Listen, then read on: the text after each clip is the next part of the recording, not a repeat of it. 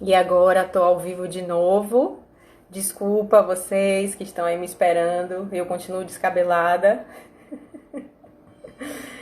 Bruno entrou de novo. Bem-vindo, Bruno, Cléo. Sejam bem-vindos. Aí Camila também já entrou. Vou visualizar Daniel também. Agora vai. Acho que agora vai funcionar. Vamos torcer aí. Cá também já entrou de novo. Obrigada, gente, pela paciência. Por que será, Cá? Você está vendo Camila? Camila, você Poxa, está me vendo? eu tô Tá te de vendo. novo? O que É, será que está acontecendo? poxa, eu vou colocar aqui e vou entrar de novo, tá bom? Só um Tá, minutinho. viu? Que eu, Entre e sai eu de acho que deve ser minha conexão, né? Não sei.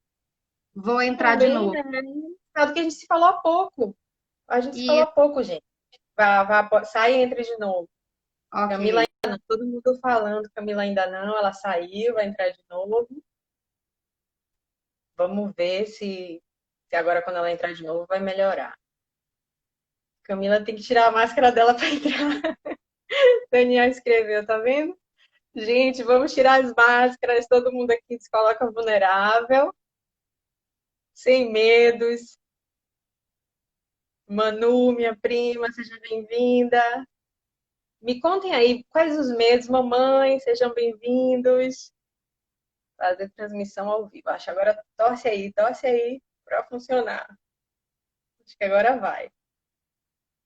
Camila, Camila. Jesus, ainda tá preto.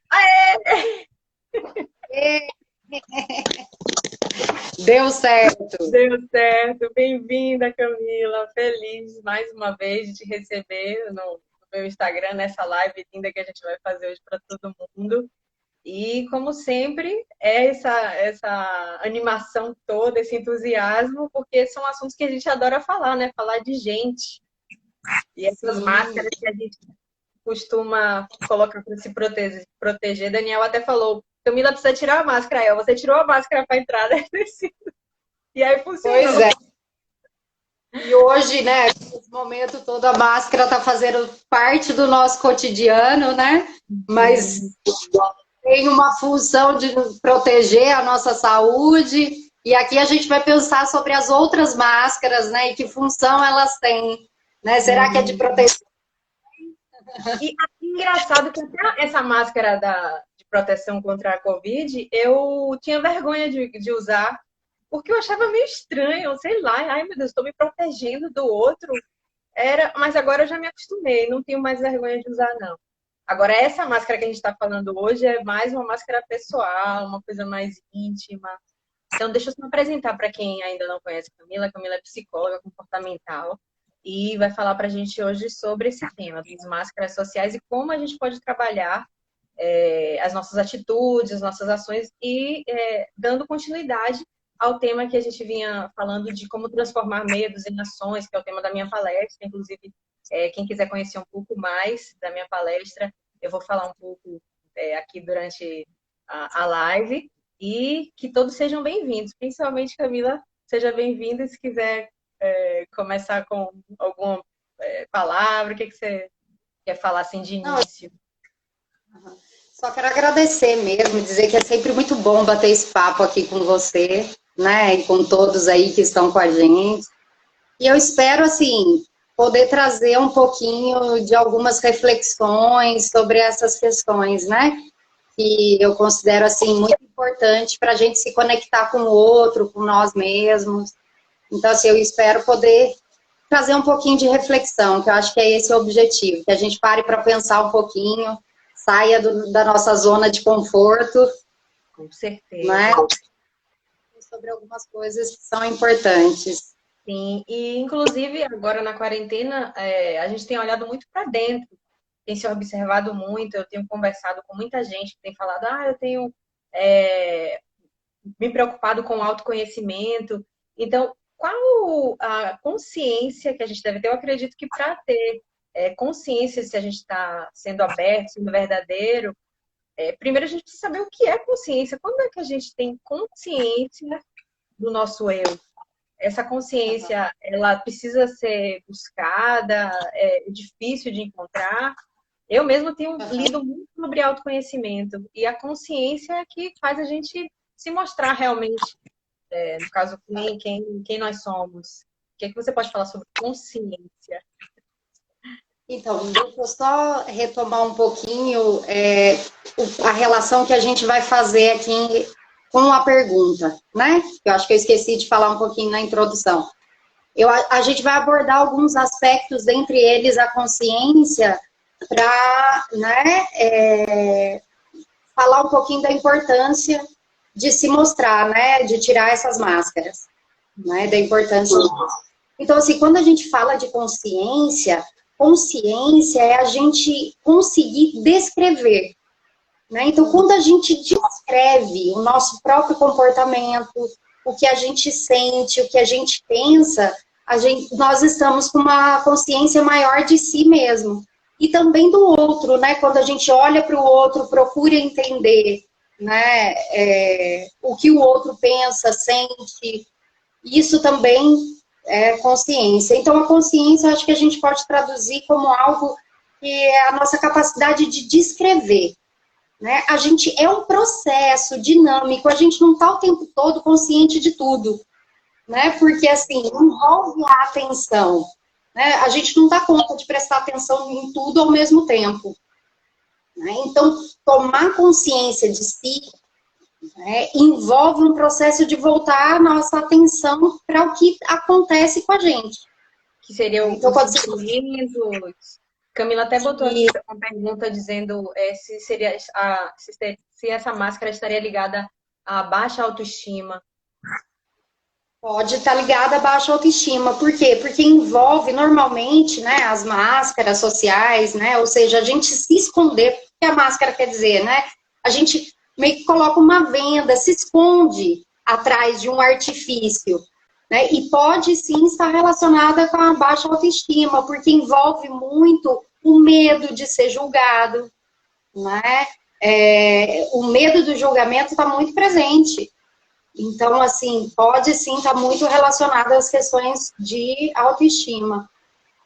E, assim, essa consciência não só olhar para o que a gente pensa e sente, mas também olhar para o que a gente faz, né? Para os nossos comportamentos, né? Os efeitos que isso tem, tanto para a gente quanto para o outro.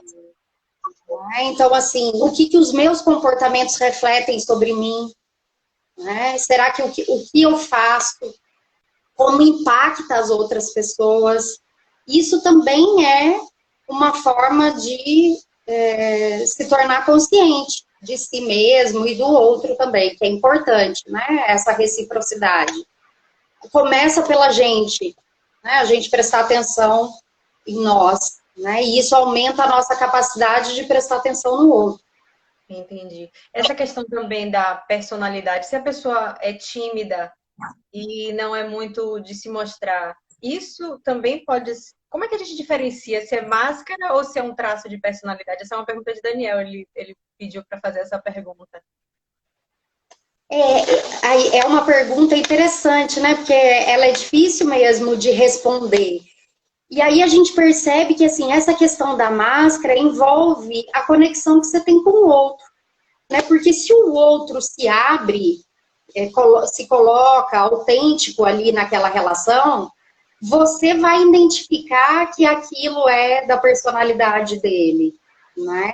E hoje em dia eu acho que a gente tá muito voltado para se esconder, a gente se esconde demais, eu acho, o medo mesmo do julgamento, as próprias redes sociais, né? A gente mostrar só o que é belo, só o que é bonito, só o que é bom, né? Então, assim, a gente reconhecer quando é máscara, quando não é um processo, né? Envolve uma relação.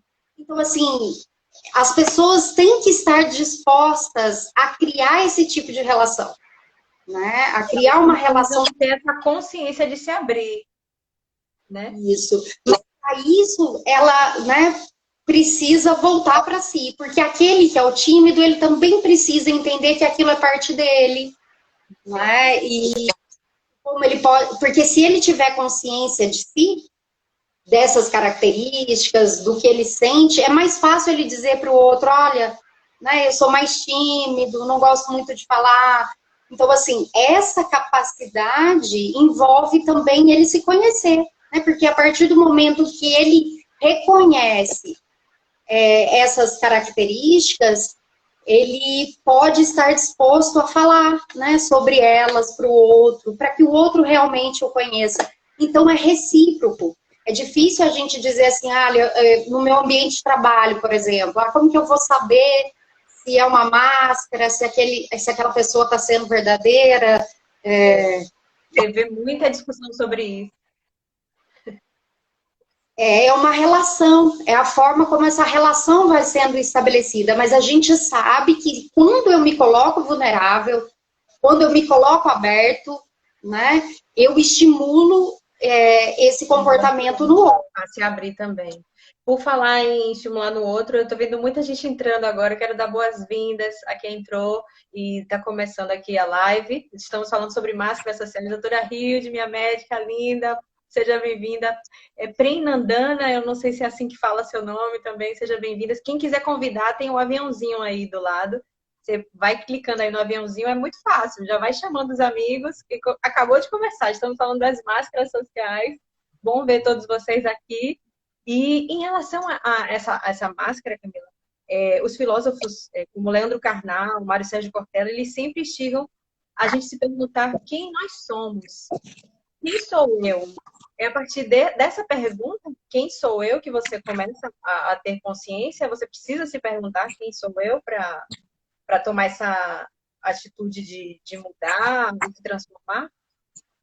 Sim, eu acho que a partir dessa pergunta vem outros desdobramentos, né? Outras perguntas, outros questionamentos, né?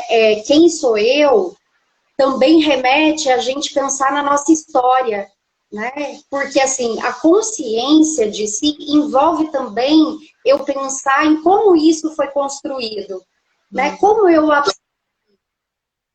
Então, assim, olhar para a nossa história também ajuda a gente a se conhecer, porque eu preciso, né, fazer esse resgate.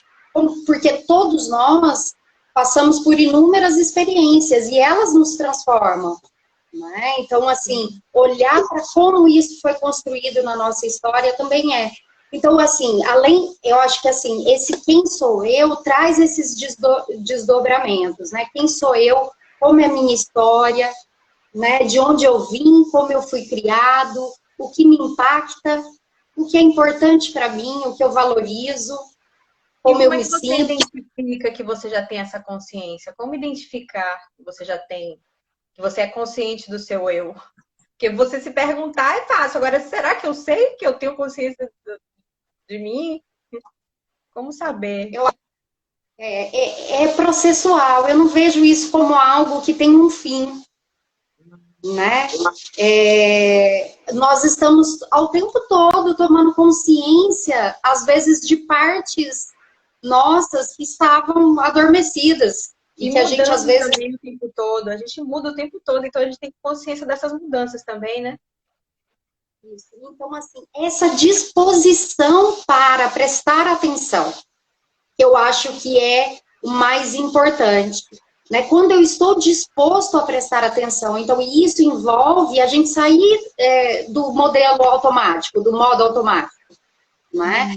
Porque a gente está o tempo todo só fazendo, se comportando, vivendo, e essa consciência exige da gente voltar a atenção para algumas coisas, para alguns aspectos.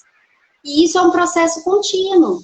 Então, assim, quanto mais eu identifico, olha, a minha história faz com que eu me comporte dessa maneira, eu valorizo tal coisa, eu posso dizer que eu tenho uma consciência maior de si, de mim, né, e tenho um autoconhecimento, mas é um processo contínuo, eu não vejo como algo que tenha um fim, eu acho que essa disposição para estar sempre pensando,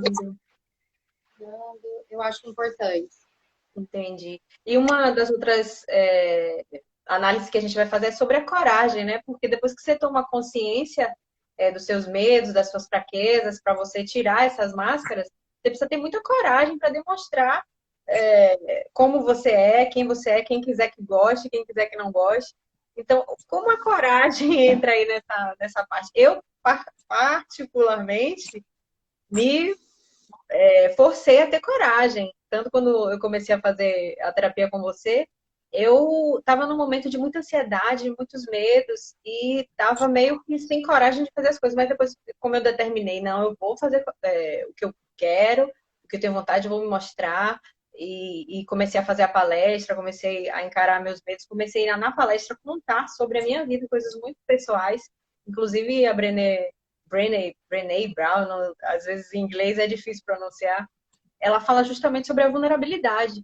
Como a vulnerabilidade nos proporciona avanços e mostrar. Se você está na arena, que você se mostre realmente. Então, eu conto sobre minha vida na palestra, que é como transformar medos em ações. E isso, minha amiga até perguntou, Beto, você acha legal você falar de coisas tão íntimas? Eu falei, não, eu preciso falar para eu criar essa conexão com as pessoas que estão me assistindo. Porque se eu não contar, cai no esquecimento, né? Nem lembro o que ela falou. Porque realmente o que marca são as histórias. Então é preciso contar, né? É preciso se mostrar. Sim. E que coisa, né? Acho que assim, vale a pena a gente pensar por que é tão difícil se colocar vulnerável, não é? Por que é tão difícil a gente se mostrar? Não é? Será que a gente tem uma sociedade que julga muito? Né? Será que estamos dispostos? Porque, assim, quando a gente se coloca, a gente corre riscos, como você mesmo colocou. Ah, será que a gente vai agradar? Não vai agradar? Nós não vamos agradar a todos, né?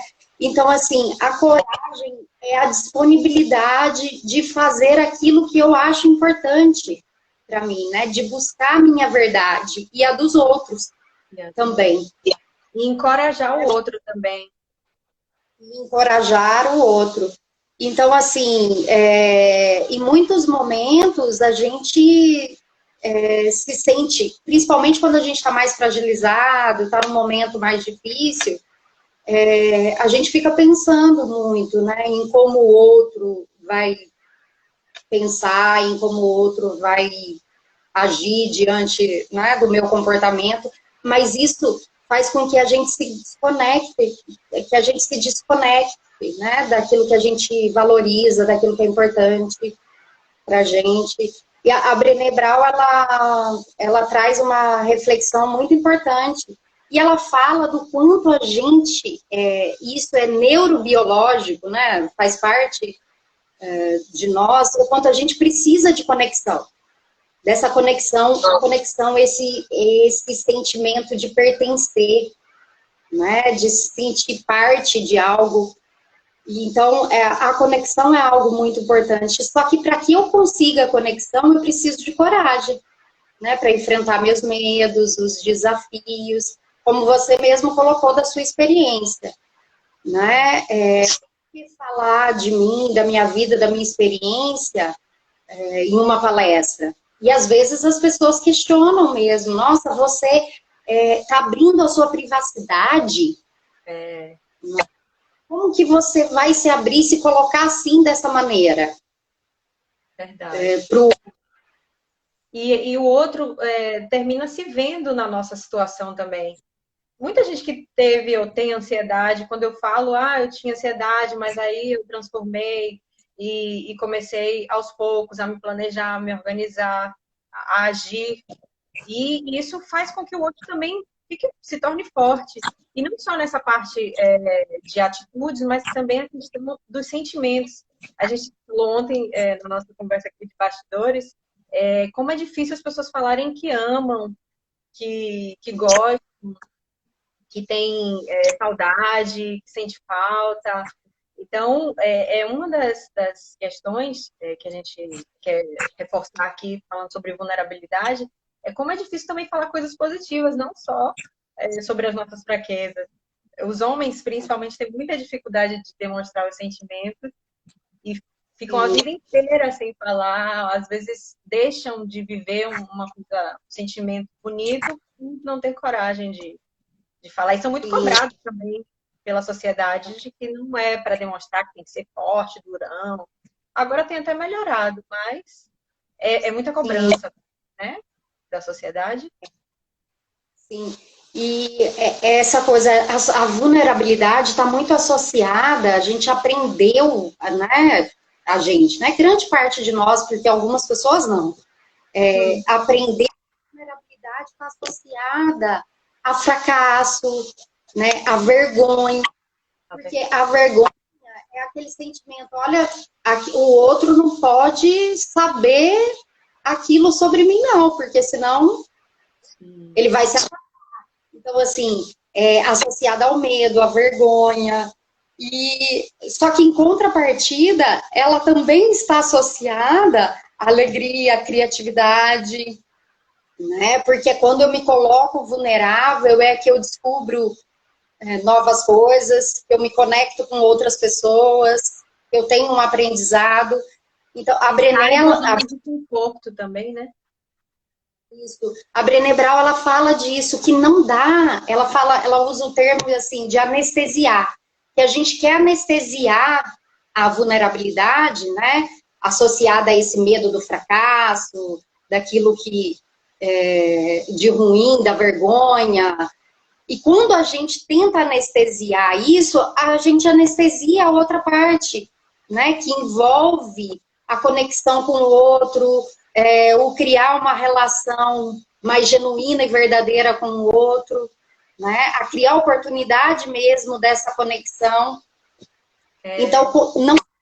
E aí entra a questão, né? Não dá para viver uma vida sem esses sentimentos, sem sentir medo, sem sentir vergonha, né? A questão é o quanto eles vão impedir de levar uma vida significativa, uma vida com propósito, uma vida que você valoriza, né? Então, assim, sim, você de um lado, você perde o outro. Então, a gente vê muitas pessoas com uma vida sem sentido, sem significado, sem propósito, né? Então, essa luta nossa para não se sentir mal, para se sentir bem o tempo todo, faz com que a gente leve essa vida anestesiada, sem propósito, com máscaras, sempre se escondendo, porque o medo de se colocar, de se mostrar e ser rejeitado é tão grande, mas ao mesmo tempo ele lhe impede de viver uma vida plena. Eu costumo dizer, se chorei ou se sorri, o importante é que emoções eu vivi. E aí agora eu estou me jogando em tudo. Inclusive, ontem eu estava vendo a missa não, uma live de Padre Fábio, aí ele fala assim, que eu não posso me adaptar aos meus medos. A coragem faz as malas e vai embora quando você se adapta aos seus medos. E se eu fico adaptado aos meus medos, é como se eu desse a propriedade da minha vida aos medos.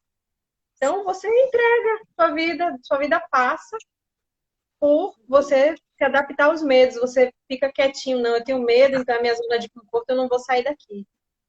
Né? Sim. Então, é muito cômodo. Você não pode se acostumar com essa zona de conforto. Eu tô vendo que tem muitos comentários.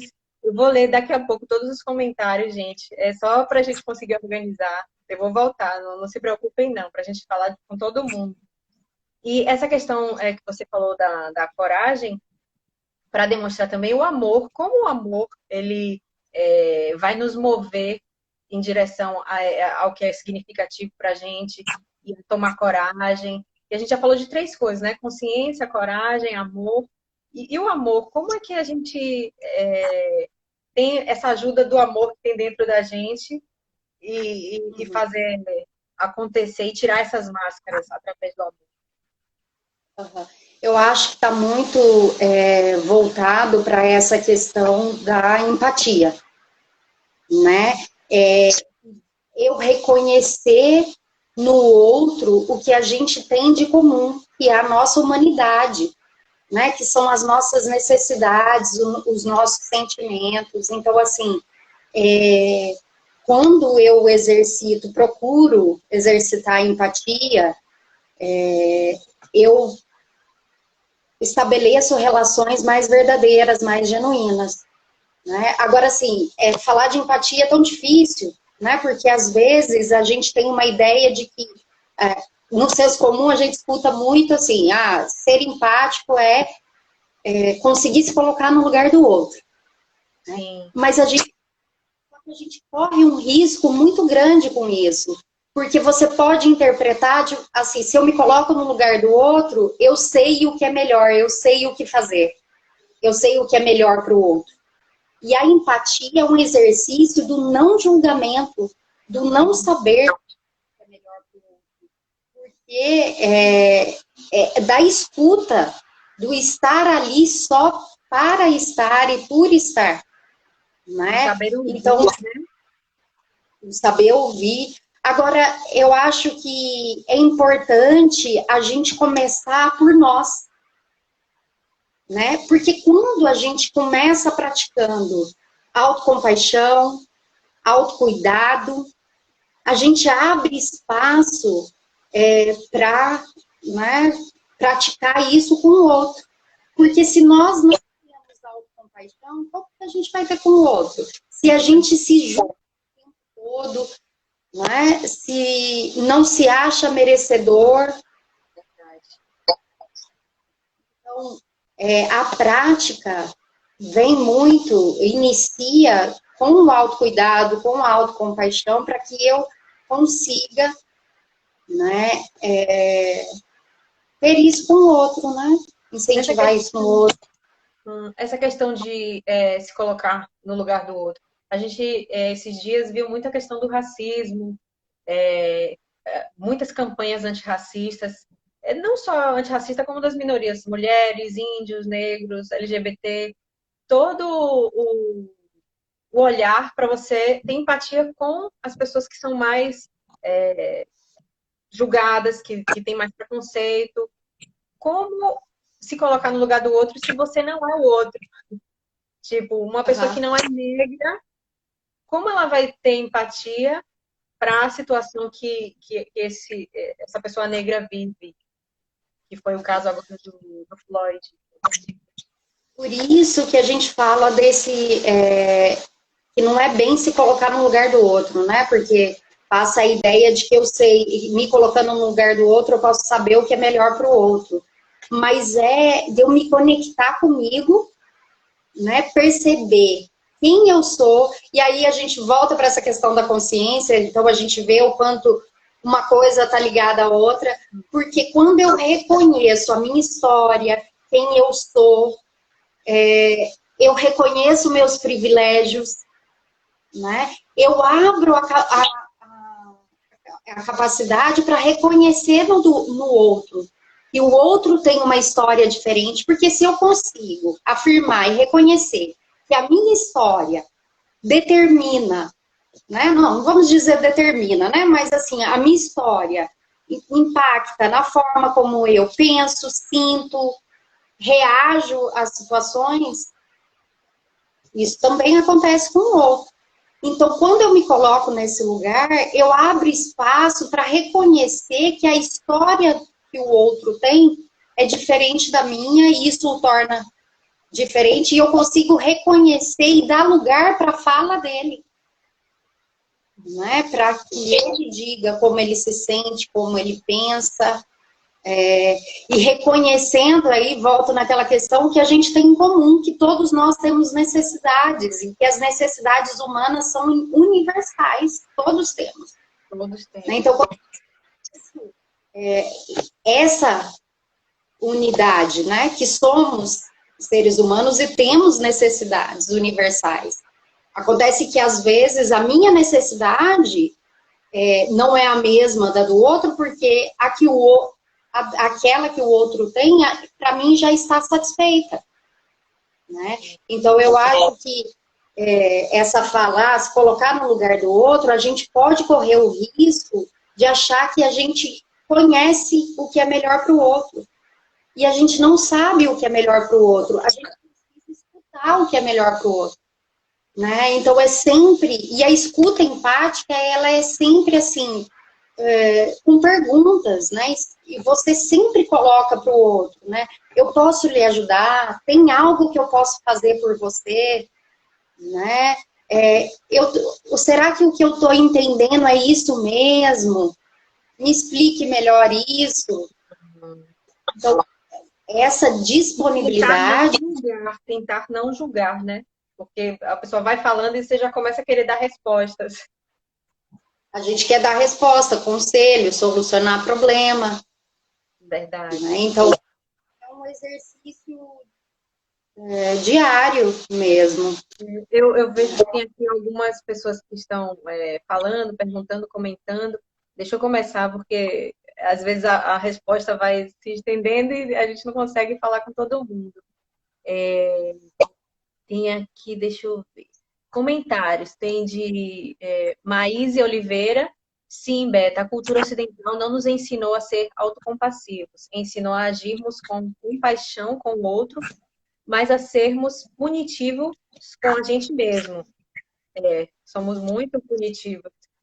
Vivian também escreveu, e quando tirar essa máscara pode significar coisas como ser mandado embora de casa, perder um emprego, ser agredido ou até perder a vida. Acho que é por isso que as pessoas se preservam às vezes. O que você acha disso? Aí é uma questão para a gente pensar, porque assim, quando a gente fala de tirar a máscara, eu também estou falando de tirar para alguém que conquistou esse direito. Né? Eu não vou me colocar vulnerável para todos. Né? Mas a gente está dizendo de uma forma de procurar viver de uma forma mais genuína e verdadeira com aquilo que eu sinto e penso. Se aquilo que eu sinto, penso, quero para minha vida não é possível ali naquele momento, eu preciso pensar em estratégias para alcançar, porque eu vou levar uma vida sem sentido, sem significado. Agora é lógico, que nem você falou, eu falei de mim na palestra, né, para me conectar com o outro.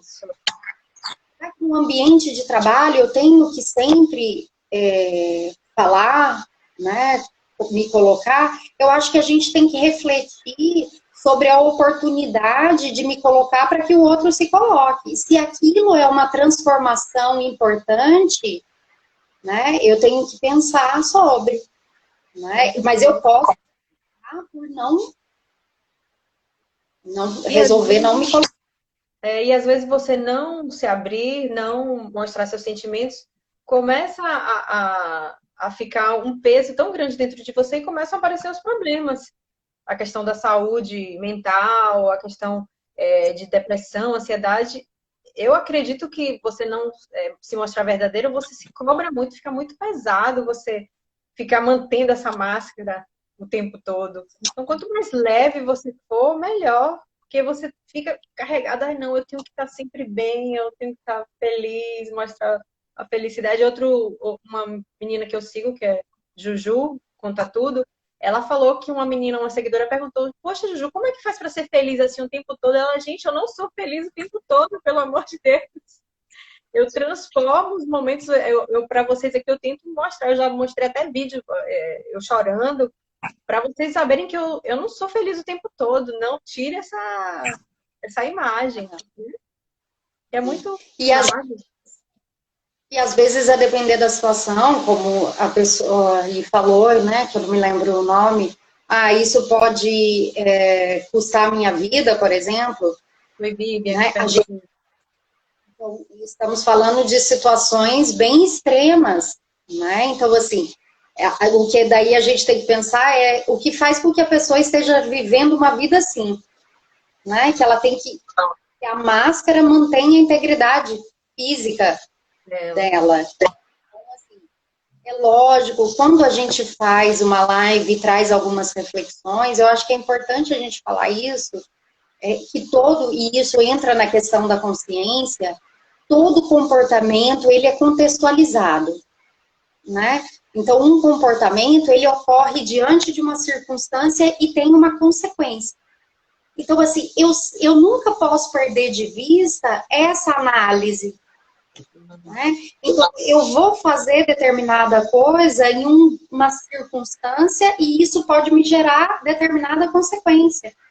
Então, assim, essa análise é importante.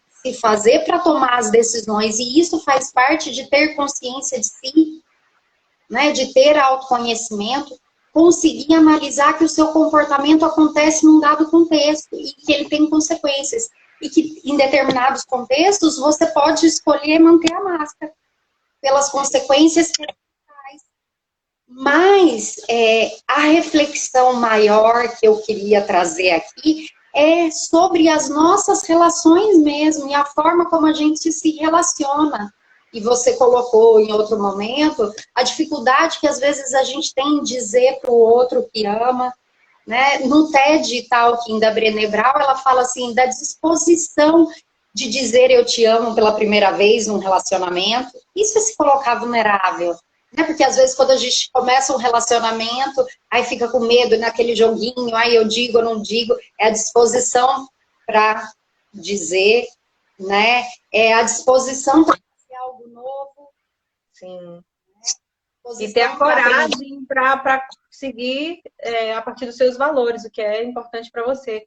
Tem até a Val Bulhões escreveu, reconhecer e validar as singularidades. Rafa também botou.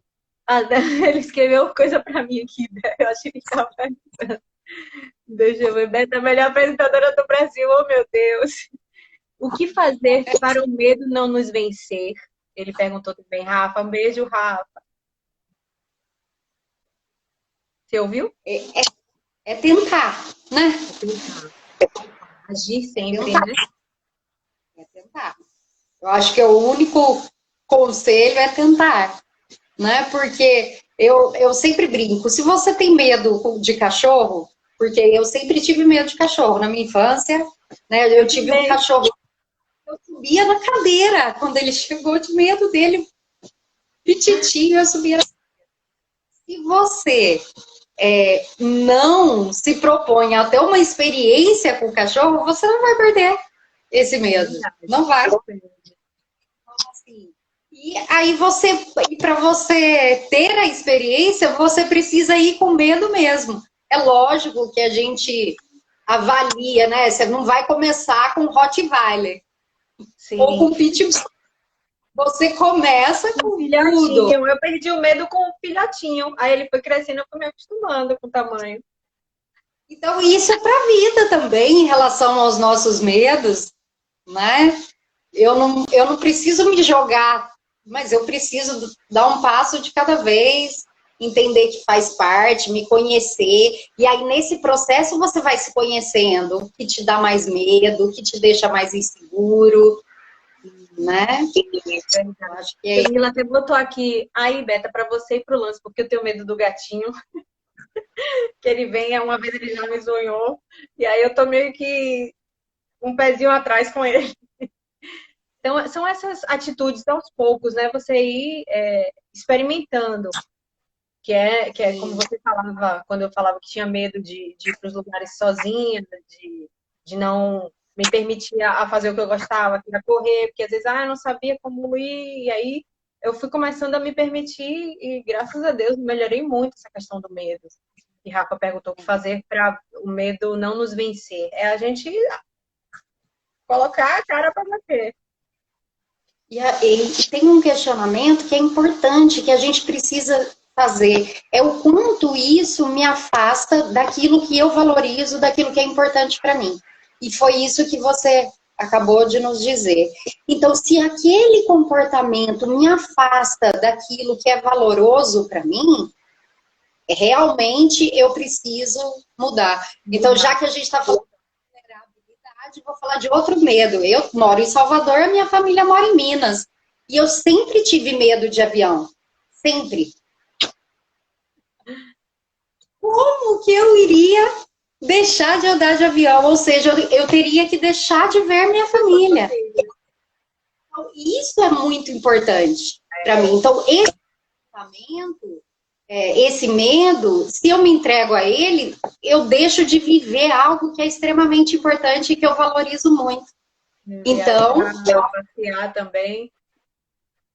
Hoje em dia, até de vez em quando tem uma turbulência, eu seguro assim, forte no banco. Então, você vê que aquele medo ainda tá ali. né, de uma certa maneira, com uma intensidade às vezes menor, às vezes maior, ele ainda está ali. Mas ele não me impede de fazer aquilo que é importante para mim, aquilo que é valoroso. Esse é sempre o questionamento, porque senão a nossa vida vai ficar difícil, porque a vida já é uma bagunça.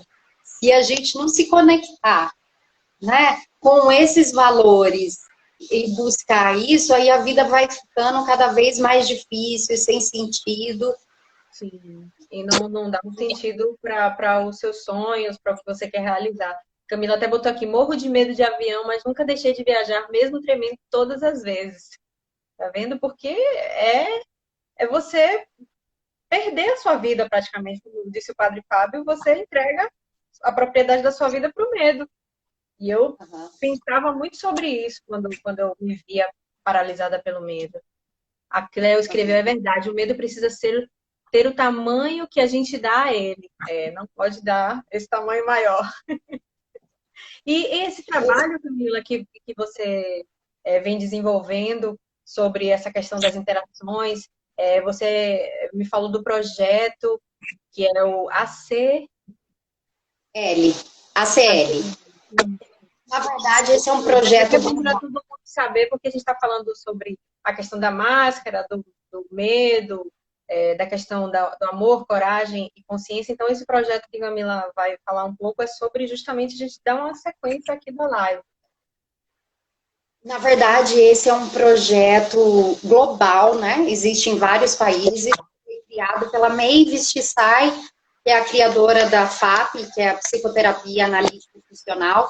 Ela quis levar os conceitos da FAP para a comunidade geral, né? Então, existem multiplicadores em vários lugares do país, né? Aqui no Brasil, do mundo, aqui no Brasil tem alguns, e são grupos vivenciais mesmo, em que a gente treina consciência, coragem e amor.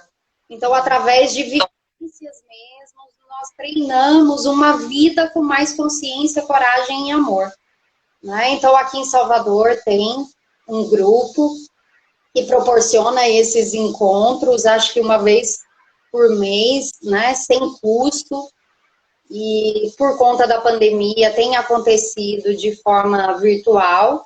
Depois eu posso até compartilhar o Instagram deles, e lá no Instagram deles, eles também têm um post em que eles divulgam outros lugares no Brasil. Eu sei que tem em São Paulo, no Rio, né? Acho que em Bauru, que é no interior de São Paulo, Brasília, tem alguns lugares em que esse pessoal que é treinado, que participa do grupo com a Mavis Tsai, se tornam multiplicadores aqui para a sua região, para a sua comunidade. E é muito interessante porque é vivencial, né? Você vivencia ali na prática um pouquinho desses conceitos que a gente trouxe um pouquinho hoje, que é uma vida com mais consciência, coragem e amor.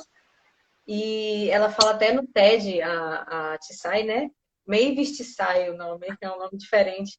Ela, no TED, ela fala justamente como você ter interações extraordinárias, que você precisa se revelar abertamente para aquilo que te faz sentir vulnerável e fora da sua zona de conforto. É uma aceitação calorosa e sem julgamento do outro, e a apreciação expressa por todos os envolvidos na interação, que é a questão que a gente falou do ouvir.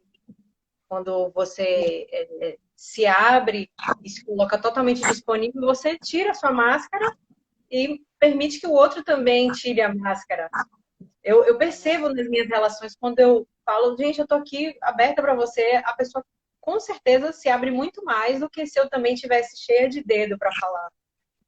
Sim, eu já tive essa experiência várias vezes. E a Mavis, ela traz dados de pesquisa, né, de estudos empíricos que mostram o quanto, e a Brené Brown também fala disso, de o quanto as relações, a conexão com o outro é importante para a gente, né? Os dados mostram que viver assim, sem essas relações verdadeiras, genuínas, extraordinárias, como a Mavis coloca, é mais prejudicial do que o tabaco, do que a obesidade, né? Então, assim, é lógico, a gente não está falando de quantidade, né? A gente está falando da qualidade das relações. Qualidade das relações. Essa disponibilidade de entrega, né? De entrega para aquela relação. E isso é o que dá sentido e significado para a vida. Essa questão que você falou das relações, que tem pesquisas, muitas pesquisas, que chega no final da vida, aquelas pessoas que tinham relações mais verdadeiras, que eram mais, assim, ligadas a outras pessoas, que tinham mais conexões, eram as que envelheciam melhor do que aquelas que estavam em solidão, isoladas.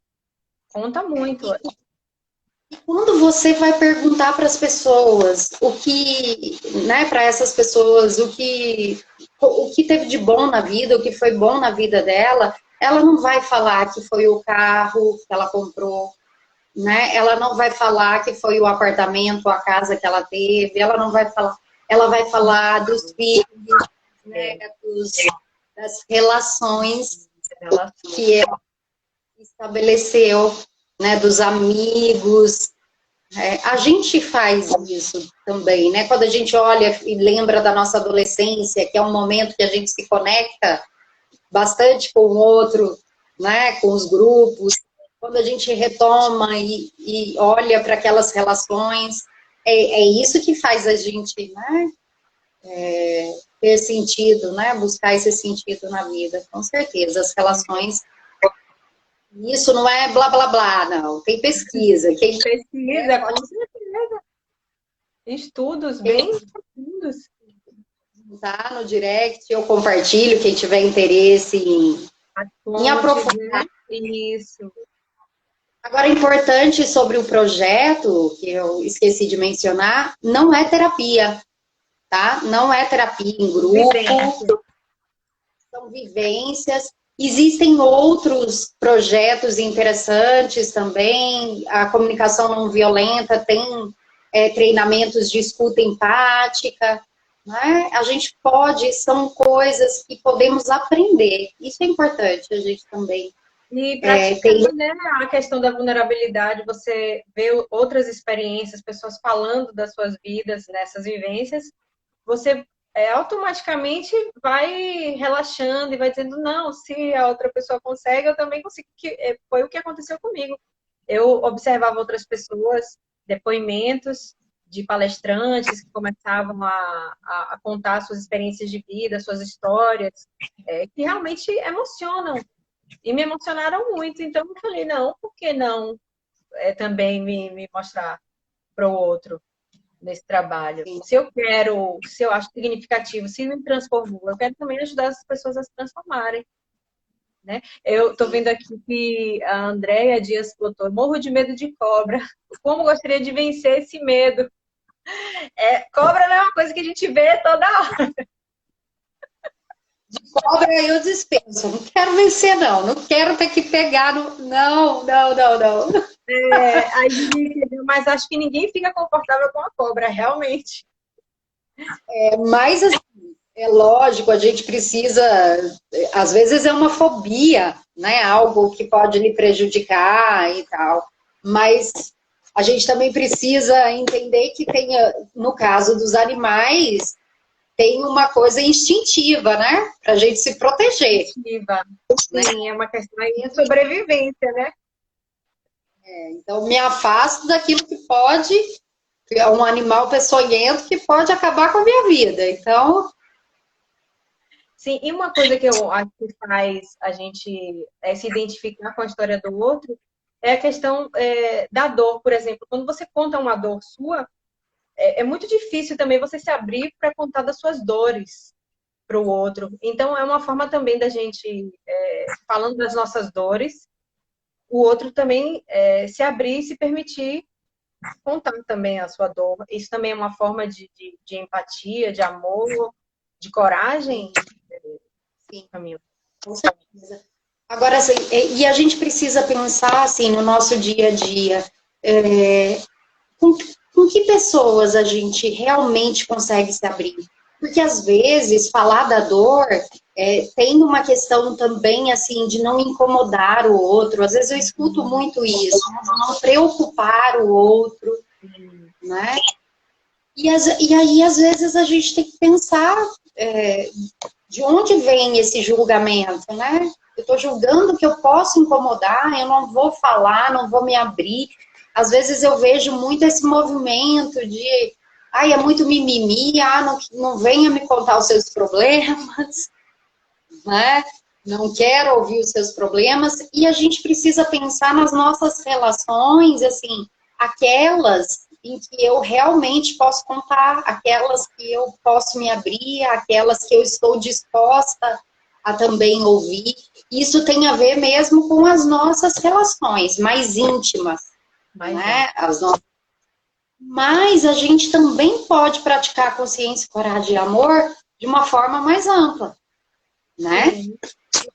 Eu acho que tem alguns nuances, algumas diferenças entre eu praticar na minha intimidade, né? Quando eu falo para o outro que eu amo, ou eu falo para o outro, para aquele que vive, né, comigo, que eu tenho uma relação próxima, eu falo para o outro que eu estou triste, que eu fiquei magoada com aquele comportamento dele, que aquilo mexeu comigo. E isso fortalece as nossas relações, né? Cria a possibilidade de estabelecer essas relações, né, de uma maneira mais genuína, mais verdadeira, e eu abro espaço para que o outro também se coloque, fale como ele se sente, pensa naquela relação. Eu até anotei. Fale. Tem essa coisa mais de viver mais plenamente, com mais consciência, coragem e amor. Aí é uma coragem mais no meu trabalho, que eu não vou me colocar vulnerável em relação à minha vida pessoal, mas será que eu não posso compartilhar o que eu estou sentindo em relação àquele trabalho? Ou sobre a forma como estão organizando aquele trabalho? Eu não posso dar minha contribuição? Então, isso também é viver com coragem, né? Ter consciência daquilo que é importante para você, daquilo que você valoriza, tentar mudar a realidade, né? Na medida do que é possível. Então, assim, tem essa questão das relações mais íntimas e tem uma vida mais pautada nesses conceitos, mas que não significa que eu tenho que chegar no trabalho e falar de todas as minhas dificuldades no meu relacionamento pessoal, no meu relacionamento com os meus filhos. Mas será que eu ser verdadeiro naquela relação, por exemplo, com o trabalho, não pode me trazer contribuições verdadeiro em relação ao que acontece ali, ao que me impacta ali? Entendi. Isso que você falou da questão do amor e da coragem, Aristóteles ele fala que a virtude consiste em encontrar o meio termo entre dois extremos. Aí ele coloca o amor como a virtude absoluta, né? Que ela não pode ir para o excesso, que se torna uma possessividade, e nem para a questão da deficiência, que vai virar o egoísmo. Como também da coragem. Você não pode ter coragem excessiva, que já vira imprudência, e se você tem pouca coragem, já vira covardia. Então, ter esse equilíbrio, que equilibrar esses dois extremos, não ser nem excessivo e nem deficiente. Eu achei bem interessante essa análise, né? E eu acho que isso quer mostrar que é muito corajoso e termina sendo imprudente. Sim. Às vezes, se colocar muito vulnerável, às vezes é sinal de carência, né? Ou quer chamar a atenção. Então, assim, vitimizar. Então, o equilíbrio, eu acho que quando a gente procura essa consciência do comportamento, do sentimento, do pensamento dentro de um contexto, né, ajuda muito a gente encontrar esse equilíbrio. Porque eu paro para pensar assim, eu me comporto dessa maneira em que circunstâncias? Sim. Quais as consequências que isso traz para mim? Então, isso traz um conhecimento, um autoconhecimento que eu acho que favorece você encontrar esse equilíbrio, né? Quando você analisa contextualmente esse comportamento, né? Eu acho que isso traz muito esse equilíbrio. Mas você tem razão, a reflexão de Aristóteles é excelente. Filósofo. Falta só um minuto. Queria te agradecer, Camila, por tudo, por sempre você esclarecer e abrir para essa reflexão. para que a gente tenha uma vida significativa e tirar as máscaras. Vamos tirar as máscaras, gente. Se vocês gostaram, coloquem nos comentários o direct ou o post. Se quer deixar alguma pergunta para a Camila também. Se quiser finalizar, Camila, a live, por favor. Só agradecer mesmo essa oportunidade maravilhosa de bater esse papo aqui e falar de coisas que eu valorizo, que eu acho muito importante. E agradecer a todo mundo que participou, que perguntaram, participaram e deixaram a live cada vez melhor. Eu que agradeço a todos vocês, gente. Adorei. Mais uma vez, daqui a pouco vai começar a contagem regressiva aqui na tela. Eu vou salvar a live. Se vocês quiserem também sugerir novos conteúdos para que a gente continue nessa sequência de lives cada vez mais aprofundando o que é realmente importante, significativo para a gente, eu vou adorar receber essa participação. Fale, Camila.